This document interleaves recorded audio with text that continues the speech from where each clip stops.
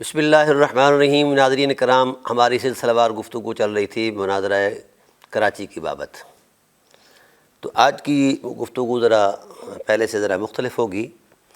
عرض یہ کرنا چاہتا ہوں کہ دونوں بزرگ جس بات پر مناظرہ کر رہے تھے، دیکھنا یہ ہے کہ اس بات کی کوئی حقیقت بھی ہے کہ نہیں۔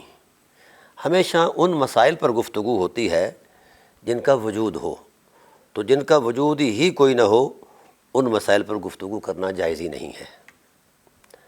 تو یہ جو شیخین علیہم الرضوان اور ثقلین علیہم السلام یعنی اہل بیت علیہم السلام کے مابین مفاضلے کا جو تصور دیا جاتا ہے یا دیا گیا ہے، خواہ وہ تشیع کے تصور سے دیا گیا ہے یا تسنن کے تصور سے دیا گیا ہے، دونوں جہات سے جو تصور موجود ہے اس کا قرآن سے کوئی تعلق نہیں ہے اور مزاج رسول سے بھی کوئی تعلق نہیں ہے۔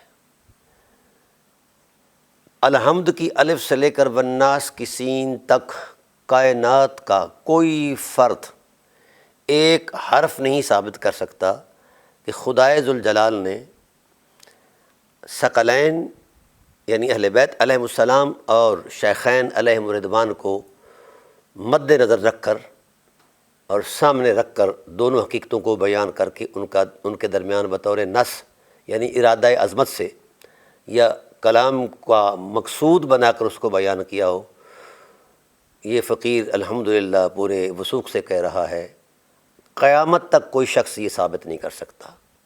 تو ثابت یہ ہوا کہ جس مسئلہ پر یہ دونوں بزرگ الجھ رہے تھے اس مسئلے کی قرآن میں اصل ہی کوئی نہیں ہے، بالکل۔ اب سمجھتے ہوں گے کہ یار ایک صدیوں سے مذہب چلا رہا ہے ادھر بھی ادھر بھی۔ بھئی اہل بیت علیہم السلام کا تشخص الگ ہے اور منفرد ہے اور منصوص ہے۔ انما یرید اللہ لیذہب عنکم الرجس اہل البیت ویطہرکم تطہیرا۔ یہ سابق انبیاء علیہ السلام کے جو اہل البیت ہیں ان کا تقدس بھی الگ سے منصوص ہے۔ مثلا قالوا اتعجبین من امر اللہ رحمۃ اللہ وبرکاتہ علیکم اہل البیت، نبی کی ماں اور نبی کی بیوی ان کو اہل بیت کے ٹائٹل پر قرآن نے بیان کیا ہے۔ ایسے ہی وَأَوْحَيْنَا إِلَىٰ أُمِّ مُوسَىٰ أَنْ أَرْضِعِهِ فَإِذَا خِفْتِ عَلَيْهِ فَأَلْقِيهِ فِي الْيَمِّ وَلَا تَخَافِي وَلَا تَحْزَنِي إِنَّا رَادُّوهُ إِلَيْكِ وَجَاعِلُوهُ مِنَ الْمُرْسَلِينَ فَالْتَقَطَهُ آلُ فِرْعَوْنَ لِيَكُونُوا عَدُوًّا وَحَزْنًا إِنَّ فِرْعَوْنَ وَهَامَانَ وَجُنُودَهُمَا كَانُوا خَاطِئِينَ۔ آگیا وقالت لأخته قصيه فبصرت به عن جرمهم الأجر وحرمنا عليه المراضي من قبل فقالت هل أدلكم على أهل بيت۔ تو حضرت موسیٰ علیہ السلام کی ماں کا تقدس بیان کیا گیا کہ ان پر اللہ نے وحی فرمائی، الہام فرمایا۔ تو یہ ایک تسلسل ہے۔ جب ان نفوس قدسیہ کا تشخص الگ ہے، تقدس الگ ہے، تکریم الگ ہے اور وہ منصوص ہے قرآنی آیات میں، بہت ساری آیات میں، تو اب ترازو کرنا ہوتا ان حقیقتوں کا تو پھر خدائے ذوالجلال ترازو کرتے۔ تو خدائے ذوالجلال نے تو ایک حرف بھی اس ترازو پر نہیں بیان فرمایا، مفاضلے پر، اس مقابلے پر، موازنے پر، ایک حرف کسی کے دامن میں نہیں ہے۔ تو اس کا مطلب یہ ہوا کہ اہل البیت علیہم السلام کا ترازو کرنا خدا کے مد مقابل آنا ہے، خدا کی مرضی کے خلاف اپنی مرضی کا دین تراشنا ہے جس کی کوئی حقیقت نہیں، کوئی اصل نہیں۔ یہ امت میں فساد کیوں ہے؟ یہ لا شریک کے شریک بننا چاہتے ہیں اور بڑے شریک بننا چاہتے ہیں، خدا سے زیادہ دانا بننا چاہتے ہیں۔ تو یہ خدا ایسا ہونے نہیں دیتا، نہ ہونے دے گا۔ اب جب قرآن کریم کے اندر جو ہر علم کا مبدا ہے، ہر حکمت کا خزانہ ہے، ہر شعور کی معراج ہے، ہر حرمت کا تقدس ہے اور ہر شرافت کا امین ہے اور ہر اس عظمت اور حرمت کا خزانہ ہے، اس میں تو کوئی ایسی گنجائش نہیں۔ اگر حکمت خداوندی اس مفاضلے میں کوئی امت کی بھلائی دیکھتی تو خدا ذوالجلال اس کو ضرور بیان فرما دیتے۔ تو گویا قرآن کے اعتبار سے دونوں بزرگوں کا اس ٹائٹل پر بحث کرنا فضول تھا، فضول ہے، اور آئندہ بھی اگر کوئی کرے گا تو فضول ہوگا۔ اس کی وجہ یہ ہے کہ جس مسئلے کی قرآن میں اصل ہی کوئی نہیں ہے تو اس مسئلے کو کریدنا اور اس پر اپنے تصورات قائم کرنا۔ پھر قرآن کریم کے بعد یہ قرآن جب نازل ہوتا ہے سینہ مصطفیٰ پر، نزلہ علی قلبک کی عظمت میں، تو اس وقت آپ صلی اللہ علیہ وسلم کو پابند حکم کیا جاتا ہے کہ لِتُبَيِّنَ لِلنَّاسِ مَا نُزِّلَ إِلَيْهِمْ، کہ آپ نے قرآن کا انگ انگ بیان کرنا ہے، حرف حرف بیان کرنا ہے، اس کے چھپے اسرار کو ظاہر کرنا ہے اور اس کی حقیقت کو بیان کرنا ہے۔ رسالت پناہ عالم صلی اللہ علیہ وسلم نے گواہی علی صحابہ سے کہ کہنے میں کیا میں نے تم پر سارا قرآن بیان کر دیا ہے، حق بیان کر دیا ہے؟ تو آپ صلی اللہ علیہ وسلم نے بھی 23 سال تک قرآن کو بیان فرمایا ہے، اپنے عمل سے، کردار سے، اخلاق سے اور زبان رحمت سے۔ آپ صلی اللہ علیہ وسلم کی زبان نے بھی کسی آیت کے کنٹیسٹ میں ایک حرف بھی بطور نص اس ٹائٹل پر مفاضلے پر بیان نہیں فرمایا۔ تو گویا نبوت کی زبان میں بھی، نبوت کے علم میں بھی، نبوت کے شعور میں بھی، نبوت کی بصیرت اور بصارت میں بھی اس مفاضلے کی کوئی حقیقت نہیں ہے۔ اب فَإِن تَنَازَعْتُمْ فِي شَيْءٍ فَرُدُّوهُ إِلَى اللَّهِ وَالرَّسُولِ، قرآن کا قاعدہ ہے، اگر تم کسی بات پر بحث کرو یا جھگڑا کرو تو اس کو لے آؤ، لوٹاؤ اللہ کی کتاب پر اور رسول اللہ صلی اللہ علیہ وسلم کی ذات پر۔ فیصلہ وہ کریں گے، فیصلہ ان کی حکمت کرے گی۔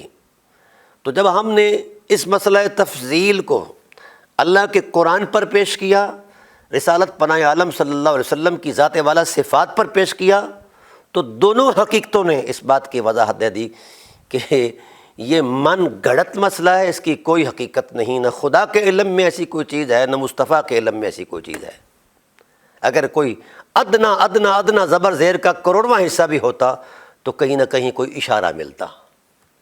اس واسطے جس مسئلے کی اصل نہ قرآن میں ہو نہ فرمان رسالت میں ہو تو اس کو مسئلہ بنا کر قرآن و سنت کو استعمال کرنا یہ غلط ہے، بلکہ تحریف ہے، دین سے بغاوت ہے۔ بلکہ اگر اس کو ذاتی مقاصد کے لیے کی جائے تو پھر یہ ذہنی عیاشی ہے، اس کے علاوہ کچھ نہیں ہے۔ اب آئیے تیسری حقیقت اصحاب رسول علیہ الرضوان ہیں۔ ان کے ہاں بھی پورا میں نے جائزہ لیا ہے تفسیری اثاثے کے اندر، کسی صحابی نے کسی آیت کو مد نظر رکھے استدلال کی حد تک بھی یہ بات نہیں بیان فرمائی کہ اس سے یہ ثابت ہوتا ہے اہل بیت مفضول نظر آتے ہیں اور جناب والا شیخین افضل نظر آتے ہیں۔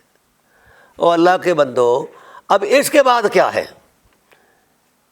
اس کے بعد بھی کوئی شخص اس ٹائٹل پر کئی 100 سال تک، تو جس مسئلے کی وضعی کوئی نہیں ہے، اصل ہی کوئی نہیں ہے، اس پر دلائل دینے اور اس پر جناب والا مناظرے کرنے، مناقشے کرنے، مجادلے کرنے، مقابلے کرنے، یہ ٹریڈ کمپنیوں کی مشہوری کے علاوہ اور کچھ نہیں ہے، نہ اس کی کوئی حقیقت ہے۔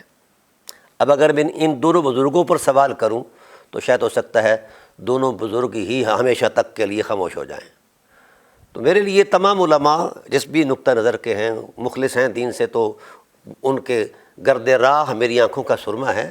لیکن اگر کوئی دین میں قرآن کا نام لے کر، رسول کا نام لے کر رکھنا ڈالے تو پھر اس پر معارضہ علمی دینا مجھے اللہ نے جو توفیق بخشی ہے وہ میری ذمہ داری ہے، میں کروں گا۔ تو گویا یہ پوری امت دیکھ لے، اور میں جو عرض کر رہا ہوں نا، اس کو جانچو، پرکھو۔ میں نے ایک حرف کا مطالبہ کیا ہے، قرآن کریم کے ایک حرف کا، رسالت پناہ عالم صلی اللہ علیہ وآلہ وسلم کے ایک حرف کا، اس ٹائٹل پر کسی آیت کے منظرنامے میں۔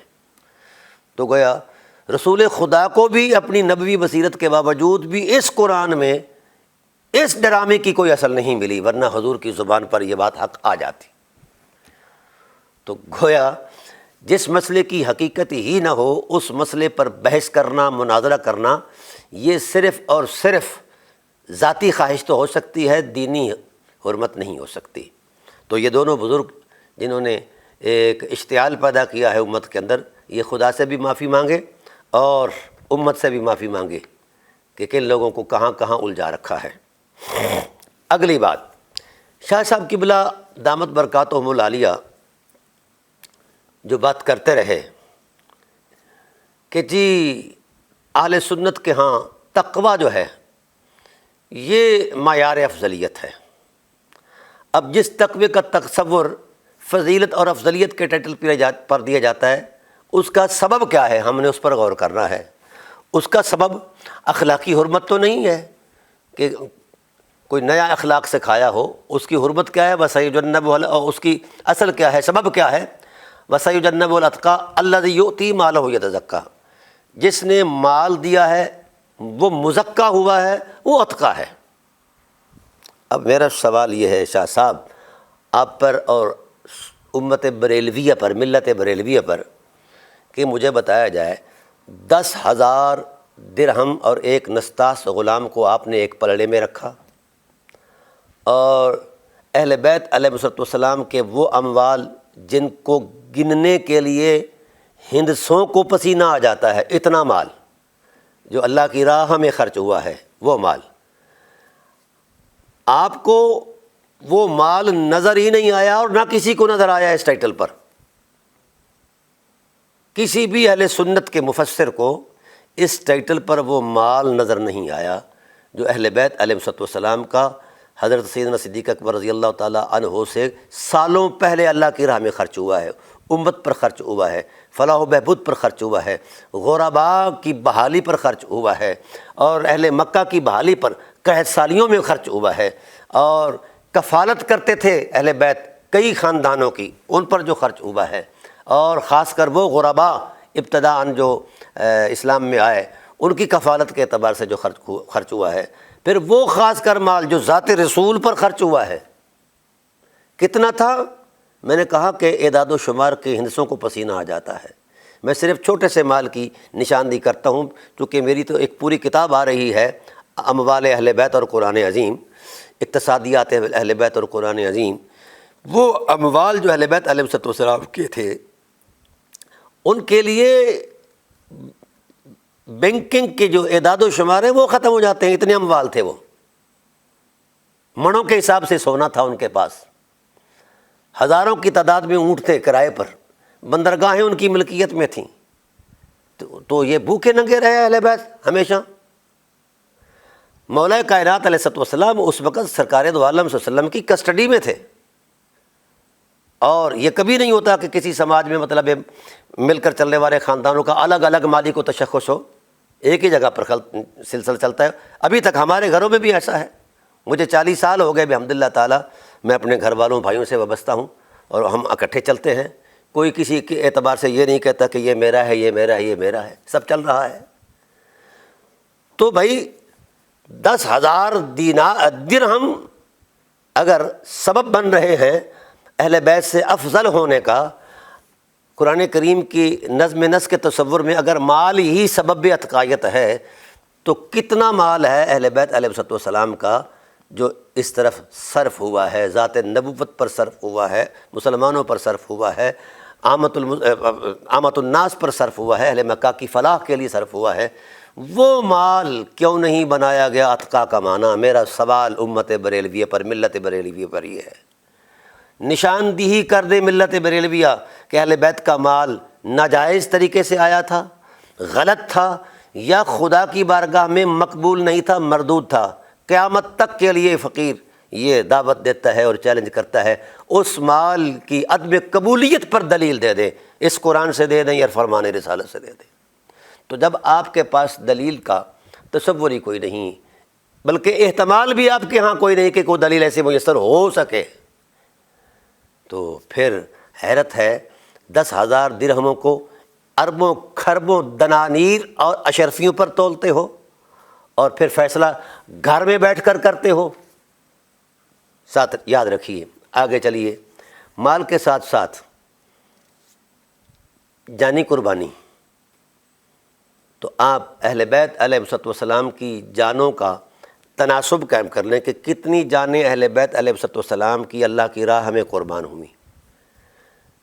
حضرت حارث، عبداللہ بن حارث بن عبد المطلب بدر میں شہید ہوئے، یہ سرمایہ اہل بیت کا. حضرت امیر حمزہ علیہ السلام بدر میں شہید ہوئے، یہ سرمایہ ہے۔ حضرت جعفر طیار رضی اللہ تعالیٰ عنہ وہاں شہید ہوئے یرموک میں، اور اسی طرح یعنی شیب ابی طالب سے لے کر کربلا تک شہادتوں کا ایک تسلسل ہے۔ جتنا خون اہل بیت نے اسلام کو دیا ہے، اگر شیخین کے دامن میں اتنا نصاب خون بنتا ہے تو ہم شیخین کی افضلیت کے قائل بھی ہیں اور نعرہ بھی ماریں گے۔ کوئی نصاب تو سامنے لے آؤ شاہ جی، کہیں سے جھوٹا بنا کر ہی لے آؤ، ہم مان لیں گے، کچھ تو کہو۔ تو آپ کے پاس جب کچھ بھی نہیں ہے تو ہم یہ نہیں کہتے کہ کوئی شخص سب بیت کی تکریم تقدیس کو بیان کرے، حرمت کو بیان کرے، تو اس کا یہ مطلب نہیں کہ وہ صحابہ کی اہانت کرنا شروع کر دے، یا صحابہ علیہم الرضوان کی تعریف و توصیف بیان کرے اور اہل بیت علیہ السلام کے حقوق پر جناب اللہ ڈاکہ ڈالے۔ یہ تو کسی بھی صورت میں جائز نہیں ہے۔ طرفین سے جو احترام کی حرمت موجود ہے اس پر بھی مد نظر، وہ بھی مد نظر رہنی چاہیے۔ تیسری صورت یہ ہے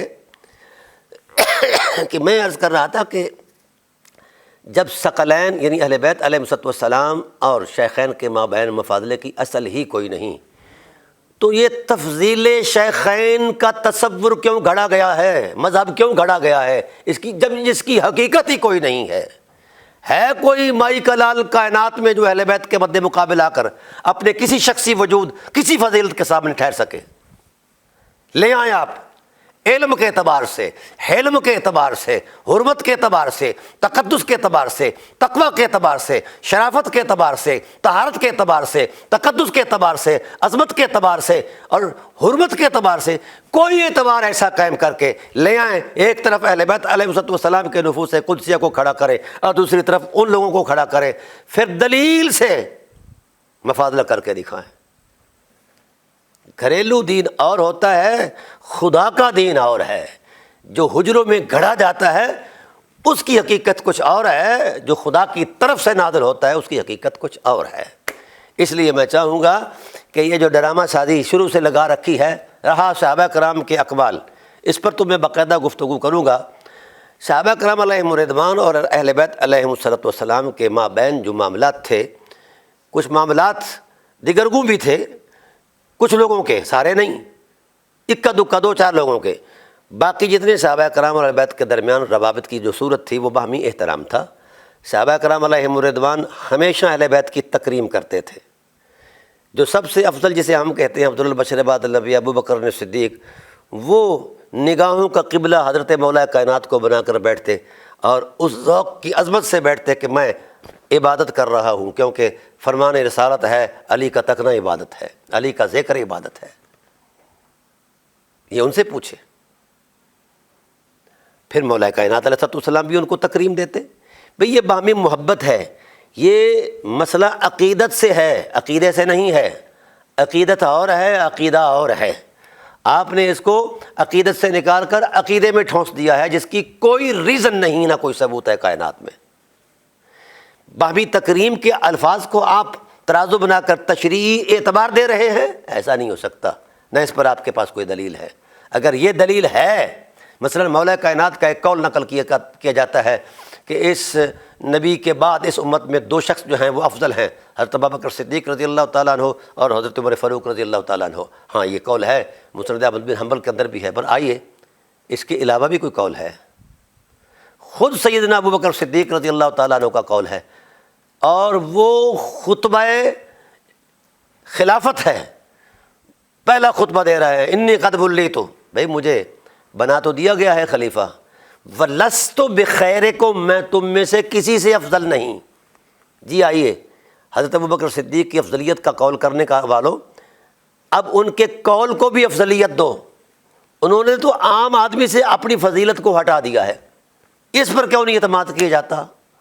یہاں چیچاں کی جاتی ہے کہ یہاں جناب والا عاجزی ہے، ادھر عاجزی نہیں ہے۔ یہ ذاتی جہات جو ہیں، فکری تعینات جو ہیں، یہ نصوص کے سامنے کوئی حیثیت نہیں رکھتے۔ نصوص کا ایک اپنا برم ہے، تقدس ہے اور شرافت ہے۔ تو اگر آپ نے اس مسئلے کو قطعی بنانا ہے، جیسا کہ آپ جھوٹ بول رہے ہیں، یہ ظنی بھی نہیں ہے، آپ قطعی کہہ رہے ہیں، ثقلین کے مد مقابل شیخین کی جو افضلیت ہے اس کو آپ قطعی کہتے ہیں، یہ سب سے بڑا جھوٹ ہے۔ اس کی کوئی حقیقت نہیں، کوئی دینی وجہ نہیں، کوئی اصل نہیں ہے، ظنی بھی نہیں ہے۔ یہ آپ کہاں بیٹھے ہیں؟ تو بہرحال ثقلین کو ثقلین رہنے دو، شیخین کو شیخین رہنے دو۔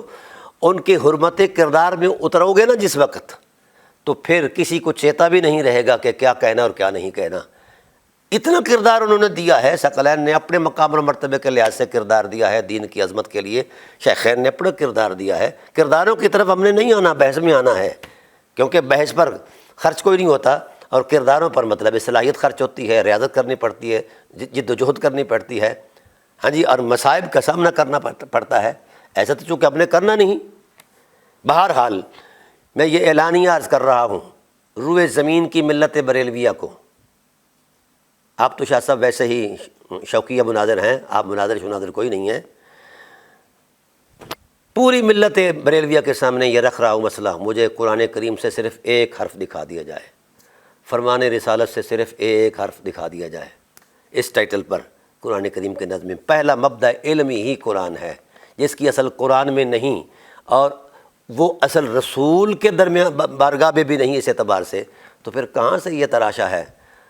ہمیں ان لوگوں کی اتباع کا حکم دیا گیا ہے۔ ثقلین کو رسول خدا نے امر الہی سے متبوع ہونے کا ٹائٹل دیا ہے کہ ان کی اتباع کرو، ان سے تمسک حاصل کرو۔ ہم نے ان کو تولنا شروع کر دیا ہے، ترازو کرنا شروع کر دیا ہے۔ کبھی حرمتوں کی بھی تولا جاتا ہے۔ شاہ صاحب سورج کی شعاع کا، سورج کی شعاؤں کا اثر محسوس تو کیا جا سکتا ہے حرارت کے اعتبار سے، حدت کے اعتبار سے، لیکن آج تک سورج کی روشنی کا میئرمنٹ کسی نے نہیں کیا۔ اس سورج جو آسمان پر چمک رہا ہے، اس پر کسی کو ہمت نہیں کہ اس کا احاطہ کر پائے، اور جو حرم نبوت کے سورج ہیں ان کو کیسے میئرمنٹ کیا جا سکتا ہے؟ میں انشاءاللہ اس پر گفتگو کروں گا، ان کی انفرادیت اور اہل بیت علیہ السلام کے معارف اور قرآن عظیم کے ٹائٹل پر الگ سے گفتگو کروں گا۔ بہرحال میں دونوں بزرگوں سے کہتا ہوں کہ دونوں بزرگ خدا سے بھی معافی مانگے اور مخلوق خدا سے بھی معافی مانگے۔ اس مسئلے کی کوئی وجہ نہیں ہے، نہ کوئی حقیقت ہے، نہ خدا نے کی طرف خدا ذوالجلال کی بارگاہ میں ہے، نہ رسول اللہ علیہ وسلم کی بارگاہ میں ہے۔ جو روایتیں و آیتیں پیش کی جاتی ہیں یا وہ پیش کرتے رہے ہیں، وہ اجتماعی کردار کا ایک تقدس بیان کیا گیا ہے، اور اس اجتماعی کردار کے تصور میں کہیں بھی دو اعتبارات نہیں ہیں۔ جو دو اعتبار قائم کیے گئے فتح مکہ سے پہلے، فتح مکہ کے بعد، ان میں یہ اعتبار قائم کیا گیا لا یستوی منکم من قبل الفتح وقاتل بعد، لیکن کسی ایک کردار کے درمیان باہمی مفاضلہ نہیں کیا گیا۔ تو جب خدائے ذوالجلال خاموش ہے یار مولویوں، اور خدا کا رسول خاموش ہے اس معاملے میں، تو آپ کیوں نہیں خاموش رہتے؟ یہ چیخ و پکار جو کر رہے ہیں۔ بہرحال میرا موقف ہے کہ تفضیل شیخین علی الثقلین کا فلسفہ یا مذہب جعلی ہے، خود ساختہ ہے، اور تعنت کے ساتھ ہے، تو پھر یہ اہل بیت کے خلاف ایک مستقل سازش ہے۔ مجھے شخصیات نہیں دکھائی جائیں، مجھے دلائل دیے جائیں، اگر کسی کے دامن میں ہیں قرآن سے دلائل دیے جائیں، اور فرمان رسالت سے جس چیز کا میں نے مطالبہ کیا ہے اگر کسی کے دامن میں ہے تو وہ لے آئے۔ تو بہرحال دوسری طرف میں عرض کر رہا ہوں، مجھے کمنٹ سیکشن کے اندر بڑے بڑے لوگوں نے اپنا اظہار خیال کیا۔ میں نے کہا تھا کہ میں اس شخص کا جواب دوں گا جس شخص کے سوال میں علمی لیاقت ہوگی دلیل کی بنیاد پر۔ تو ایک سوال میرے سامنے آیا تھا، وہ سوال یہ تھا کہ چلو غزوہ احد کے اندر تو صحابہ کرام کے بھاگ جانے کو اللہ نے معاف فرما دیا، حنین میں بھی تو بھاگ گئے تھے۔ یہ بات معقول ہے، لگتی ہے دل کو۔ اب آئیے ہم حنین کا نقشہ پیش کرتے ہیں قرآن کریم کی روشن آیات سے۔ اللہ فرماتے ہیں لقد نصرکم اللہ فی مواطن کثیرۃ ویوم حنین اذ اعجبتکم کثرتکم فلم تغن عنکم شیئا وضاقت علیکم الارض بما رحبت ثم ولیتم مدبرین۔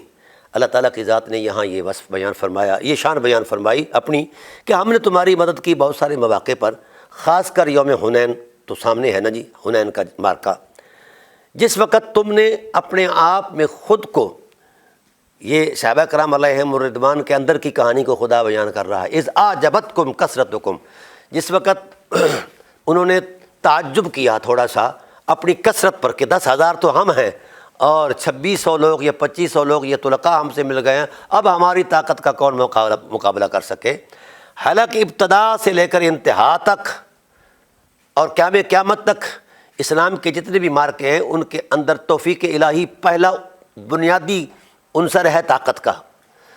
تو صحابہ کرام علیہم رضوان کے اس تدریجی تربیت کے تصور کو اللہ تعالیٰ نے بیان فرمایا کہ یہاں اتنا کہنا بھی اچھا نہیں ہے، جس وقت تم نے خود پر بھروسہ کر لیا تو ہم نے توفیق کو الگ کر لیا تم سے۔ پھر کیا ہوا؟ وَضَاقَتْ عَلَيْكُمُ الْأَرْضُ بِمَا رَحُبَتْ، زمین وسیع ہونے کے باوجود بھی تم پر تنگ ہو گئی۔ اور ہوا یہ تھا کہ بنو حوازن کے لوگ، ثقیف کے لوگ، یہ دیر سے یہ جمع کر رہے تھے، تیاریاں کر رہے تھے جناب والا جنگ کی کہ فتح مکہ ہو گیا ہے تو پھر ہم بھی فتح ہو جائے کہ فلاں فلاں، بڑے قبائل جمع کیے، بڑے اموال جمع کیے، بہت کچھ جمع کیا، اور کمین گاہوں میں بیٹھے ہوئے تھے، چھپے ہوئے تھے، پہاڑیوں کے چوٹیوں پر پیچھے چھپے ہوئے تھے، یعنی وہ سارے دفاعی پوزیشنوں پر اور اٹیک کرنے کی پوزیشنوں پر وہ انہوں نے قبضہ کیا ہوا تھا۔ اتفاق سے وہاں سے جس وقت یہ ہمارا لشکر گزرتا ہے تو انہوں نے بارش کر دی تیروں کی، نیزوں کی، تلواروں کی۔ اب ظاہر ہے صف بندی کا موقع ہی نہیں مل پایا تو فوراً وہ لشکر جو ہے وہ تتر بتر ہو گیا۔ چند لوگ حضور صلی اللہ علیہ وسلم کی ذات کے ساتھ رہ گئے، خاص کر اہل بیت علیہ السلام۔ اب آئیے پھر ہوا کیا؟ ثم ولیتم مدبرین، اعلیٰ حضرت فرماتے ہیں کہ وہ تم پیٹھ دے کر بھاگ گئے، تم پیٹھ دے کر پھر گئے۔ اچھا، یہاں تک تو یہ بات آئی کہ ان سے یہ پھر لغزش ہوئی، جیسا کہ میرے موصوف نے یہ بات چھیڑی ہے۔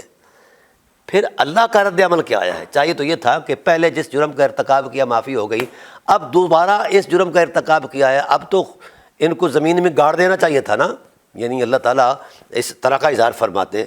لیکن وہ اللہ ہے، مولوی نہیں ہے، اللہ ہے، وہ نہ شیعہ ہے نہ سنی ہے، وہ اللہ ہے، لا شریک ہے، اس آلودگی سے پاک ہے۔ وہ کہہ رہا ہے ثم انزل اللہ سکینتہ علی رسولہ وعلی المؤمنین، ہم نے پھر ان پر ایک نور نازل فرمایا جس میں دلوں کی تسکین تھی۔ یہ ہے اللہ کا رویہ، اللہ کی وسعت رحمت ہے۔ خدائے ذوالجلال نے تو کوئی ایسے لفظ تنزیہ نہیں بولے جو ہم بول رہے ہیں۔ خدا کو کس کی حاجت ہے؟ چاہیے تھا کہ وہ ایسے ایسے تنزیہ الفاظ بولتا، نہیں بولے، اس کی شایان شان نہیں۔ تو پھر شرم آنی چاہیے تمہیں بھی کہ تم ایسے لوگوں پر تنزیہ جملے بولتے ہو، میں اس پر بھی آؤں گا۔ تو یہاں فرمایا وَأَنزَلَ جُنُودًا لَّمْ تَرَوْهَا، جب ہم نے سکینے کا نور نازل فرمایا، ان کے دلوں کو تسکین آ گئی، وہ واپس پلٹ آیا، پھر لڑے اور جگر کاہی کے ساتھ لڑے، پھر فتح ہوئی، بہت عظیم فتح، بڑے اموال جمع ہوئے غنیمت کے وغیرہ۔ وَأَنزَلَ جُنُودًا لَّمْ تَرَوْهَا، ہم نے ایسے لشکر نازل فرمائے فرشتوں کے جنہیں تم دیکھ بھی نہیں پاتے تھے۔ وَعَذَّبَ الَّذِينَ كَفَرُوا، جو کافر مد مقابل آئے ہم نے ان کو عذاب کا شکار کر دیا۔ ذَلِكَ جَزَاءُ الْكَافِرِينَ، یہی کافروں کا بدلہ ہے۔ ثُمَّ يَتُوبُ اللَّهُ مِن بَعْدِ، پھر اللہ نے رجوع فرمایا رحمت کا ان کی اس لغزش پر۔ پہلے سکینہ نازل فرمایا، اب اللہ سکینہ نازل فرماتا ہے، رجوع فرماتا ہے رحمت کا، لیکن ہم تنزیہ جملوں کے ساتھ تنزیہ نشتر چلاتے ہیں، یہ کیا ہوا، وہ کیا ہوا۔ تم لوگوں صرف ٹی وی کی سکرین پر بیٹھ کر میچ دیکھ کر وہاں بل کھاتے رہتے ہو، کوئی میدان میں اتر کر تو دیکھے۔ ابھی غزہ کا میدان لگا ہوا ہے نا، کوئی گیا ہے وہاں؟ نہیں کوئی گیا۔ کسی کو شرم آئی ہے کہ وہاں کے بارے میں کوئی دو لفظ بول دے؟ اور جو لفظ ان کے بارے میں کوئی بولتا ہے حمایت کے، اس کو پکڑ کر اندر کر دیا جاتا ہے۔ 51 ملک، ان میں سے 49 ملک جو ہیں وہ سارے سنی ہیں۔ کسی کو غیرت آئی ہے سنی کو ملکی سطح پر، کسی اسٹیبلشمنٹ کو، یا کسی جناب والا سرکاری عہدیدار کو، یا عوام کو، کہ اہل غزہ کے لیے بھی کوئی درد دل کا اظہار کرتے ہیں؟ دو لفظ روایتاً بول دیتے، جھوٹے بول دیتے، لیکن شرم نام کی، انسانیت نام کی شے ہی کوئی نہیں ہے ان لوگوں کے اندر۔ غزہ جل گیا ہے لیکن ہم اپنی مستی میں لگے ہوئے ہیں۔ اور جو لوگ اس وقت غزہ کی حفاظت کر رہے ہیں، لڑ رہے ہیں، مر رہے ہیں، وہ جس انداز کے لوگ ہیں وہ محسن اسلام ہیں، مسلم امہ کے محسن ہیں اور اہل غزہ کے محسن ہیں۔ اس طرف آؤ جس طرف حکم ہے، یہ امت کو الجھاؤ نہیں۔ آئیے میں آخری بات یہ کرتا ہوں، پھر انشاءاللہ میرا عنوان شروع ہو جائے گا اہل بیت علیہ السلام کے معارف اور قرآن عظیم۔ غزوہ تبوک پر حضور نبی کریم صلی اللہ علیہ وسلم نے فرمایا کہ ایک بھاری عسکری طاقت کے ساتھ ہم نے لڑنا ہے، لہذا مالی معاونت بھی چاہیے اور جانی بھی۔ ہمارے مسلمانوں کا یہ لشکر 30,000 کا ہو گیا اور اموال جمع ہو گئے، ہر ایک اپنے حسب استطاعت مال لاتا رہا، سب لوگ لائے جس کے پاس جتنی استطاعت تھی۔ ایک شخص تھا ان میں، وہ انتہائی مفلوق الحال تھا، صحابی، گھر میں فاقہ کشی تھی، بچوں کے پیٹ کی آگ بجھانے کے لیے وہ یہودی کے کنویں چلاتا تھا پانی کے اور اس کے کھیتوں کو سیراب کرتا تھا۔ اب جب اس طرح کی صورتحال پیدا ہوئی کہ رات کو وہ ساری رات کھو گئے کنواں چلاتا رہا ساری رات، صبح کو اس کو 2 سیر جو ملے، وہ لا رہا ہے اپنے پلو میں ڈال کر۔ تو جب دیکھا کہ مدینہ طیبہ کی فضا میں داخل ہوتا ہے تو مخلوق خدا کشاں کشاں دربار رسالت کی طرف جا رہے ہیں۔ وہ حیرانی سے پوچھتا ہے کہ کوئی حادثہ ہوا؟ کہا جی آپ کو نہیں پتہ؟ حادثہ تو نہیں ہے، امر الہی آ گیا ہے، مزاج رسول نے طے کر لیا ہے کہ ہم نے تبوک پر جا کر اللہ کے دین کے غلبے کے لیے لڑنا ہے، تو مال کی ضرورت ہے وہاں، فلاں فلاں فلاں۔ تو اس صحابی رضی اللہ تعالیٰ عنہ کو بچے بھول گئے، گھر بھول گیا، بیوی بچیاں بھول گئیں، وہ 2 سیر جو لے کر وہ دربار رسالت میں کشاں کشاں آ رہا ہے۔ تو سامنے منافقین کھڑے تھے، یہودی مولوی کھڑے تھے، انہوں نے طنز کیا کہ تیرے 2 سیر جو کیا 2 لاکھ فوج کا مقابلہ کر پائیں گے؟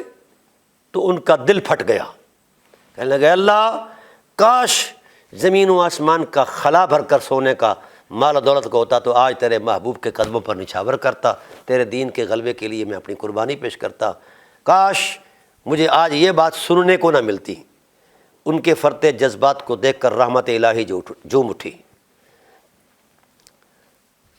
فرمایا جبرائیل جاؤ، یہ شکستہ دل آیا ہے اور ہم شکستہ دلوں میں رہتے ہیں، انا عند قلوب المنکسرات، ہم ٹوٹے دلوں میں رہتے ہیں، اس تانے نے ان کے دل کو توڑ دیا ہے، جاؤ میرے محبوب سے کہو کہ یہ آ رہا ہے، اس کو محبت سے ملنا بھی ہے، اس کا استقبال بھی کرنا ہے شفقت سے، اور پھر اس کے مال کو سارے مالوں کے اوپر رکھنا ہے۔ وہ مال کو رکھا گیا۔ اب خدائے ذوالجلال کا انتقام دیکھو، فرمایا اللہ تعالیٰ ارشاد فرماتے ہیں الذین یلمزون المتطوعین من المؤمنین فی الصدقات والذین لا یجدون الا جہدهم فیسخرون منهم سخر اللہ منهم ولہم عذاب علیم۔ یاد رکھو اللہ ارشاد فرماتے ہیں کہ حبیب ساری رات یہ کھو گیڑتا رہا اور اس کو جو مزدوری میسر آئی وہ تیرے دربار میں اس نے پیش کر دی ہے۔ اس کے اس جذبہ امتنان پر، اس محبت کی عظمت پر ایک بے دین یہودی نے، مولوی نے اور ایک منافق نے تانا مارا ہے، مذاق کیا ہے، ان پر پھبتی کسی ہے، طنز کیا ہے، ساخر اللہ، اللہ قیامت تک ان کو مذاق بناتا رہے گا، ان سے مذاق کرتا رہے گا۔ مذاق کرنا اللہ کا مقام تو نہیں، ان کے مذاق کا جواب دیتا رہے گا۔ ساخر اللہ، اللہ تعالیٰ قیامت تک ہمیشہ۔ یہ ہے اللہ کی طرف سے وہ غیرت جو اللہ تعالیٰ کے محبوب کے غلاموں پر جملے کستے ہیں۔ تو حیا کرنی چاہیے۔ جو شخص اصحاب رسول علیہم الرضوان کی کسی حرمت مآب جذبے پر طنز کرتا ہے وہ خدائے ذوالجلال کی حرمت کا مذاق اڑاتا ہے، اور وہ یہ یعنی ان کے اس جذبہ امتنان پر اطاعت الہی سے منہ موڑ کر وہ اللہ تعالیٰ کے سامنے آ کر ایک نئی بدی شکل لے کر آتا ہے۔ تو یاد رکھو وہ قیامت تک مذاق بنا دیا جائے گا۔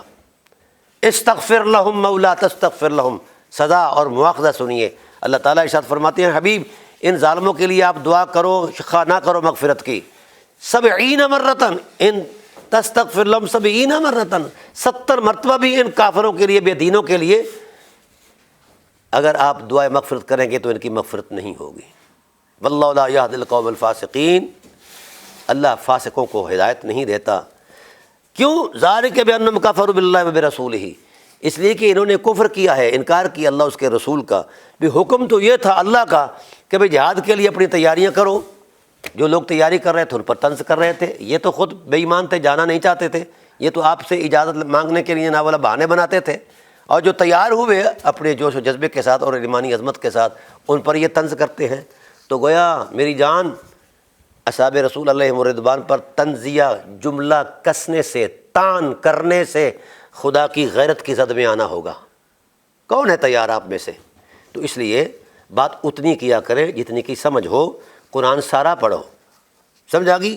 ہاں جہاں کہیں ان سے فروغ گزاشتے ہوئی ہیں، خدا ذوالجلال نے مواخذہ کیا ہے، تنبیہ فرمائی ہے، عتاب کیا ہے، خدا کو حق ہے۔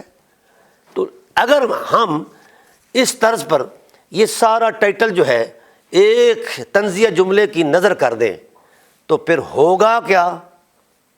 جہاد کے سارے تصورات معطل ہو جائیں گے، وہاں نہ کوئی شوقیہ مومن پہنچا ہے، نہ کوئی ذوقیہ مسلم پہنچا ہے، نہ پہنچ سکتا ہے، نہ پہنچے گا۔ اس لیے اپنی زبان کو اپنے کنٹرول میں رکھیے گا، باتیں ہمیں بھی کرنی آتی ہیں، سمجھ آ گئی؟ اگر ہم بطور معارضہ یہ کہیں کہ بتائیے مولا کائنات جو امام برحق ہیں اور خلیفۃ الامر الہی ہیں اور عظمت مآب ہیں، صفین کے اندر ان کو کس نے دغا کیا تھا اور چھوڑ گیا تھا، جس کی وجہ سے وہ تحکیم پر آمادہ ہوئے اور مجبور ہوئے؟ شیر خدا جیسی ذات جو ابن عبد ود کو ساتھ ٹکرا جاتا ہے، وہ یہاں مجبور ہو گیا ہے، یہ ٹھیک ہے تحکیم کرو جی، وغیرہ وغیرہ۔ کس نے امام حسن علیہ السلام کا سودا کیا تھا؟ کس نے شہدائے کرب و بلا کی ذاتوں کو جناب والا دھوکہ دیا تھا؟ تو ساری چیزیں سامنے ہیں۔ تو میں نہیں چاہتا کہ معاملات کو پھر سے مطلب چھیڑا جائے، تو اطمینان، اگر ملک کی امن اور بقا کی ہمیں اہمیت کا اندازہ ہو تو ہم یہ باتیں کبھی نہ کریں۔ ہمارے بھی الحمد للہ تعالیٰ علماء جو ہیں پیش ہے، مقتدر علماء وحدت امت کے لیے، اور میں ان کو سلام عقیدت پیش کرتا ہوں۔ لیکن شرمناک بات یہ ہے کہ جو علماء تشیع سے ہوں یا تسنن سے ہوں، اگر وہ مل بیٹھنے میں عافیت سمجھتے ہیں اور پاکستان کے اندر امن عامہ کے لیے کردار دینا چاہتے ہیں، تو یہ جو ذہنی عیاش ہیں ہمارے مذہبی طبقے، یہ ان پر بھی فتوے لگاتے ہیں۔ اس لیے امت کو چاہیے کہ ان معتدل علماء اور مخلص علماء، خواہ وہ تشیع سے ہوں خواہ وہ تسنن سے ہوں، جو امت کی وحدت کے لیے کام کر رہے ہیں، ان کے ساتھ ہر لحاظ سے دامے در میں قدم سخن تعاون کیا جائے، اور ان ذہنی عیاشوں کو دھتکار دیا جائے، ان کی کوئی حیثیت نہیں ہے، ان کے پاس بکواس کے علاوہ کچھ نہیں ہے۔ امریکہ میں بیٹھ کر ایک بکواس کرتا ہے، اس پر انشاءاللہ میں کبھی موقع ملا تو اس کی بھی سیوا کروں گا۔ اللہ تعالی ہمیں دونوں عظمتوں کے ساتھ وابستہ رہنے کی توفیق نصیب فرمائے۔ اہل بیت کو اللہ نے مقتدائیت عطا کی ہے، مقتدیت نہیں، مقتدائیت۔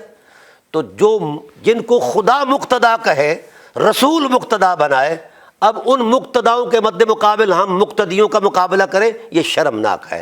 وما علینا الا البلاغ۔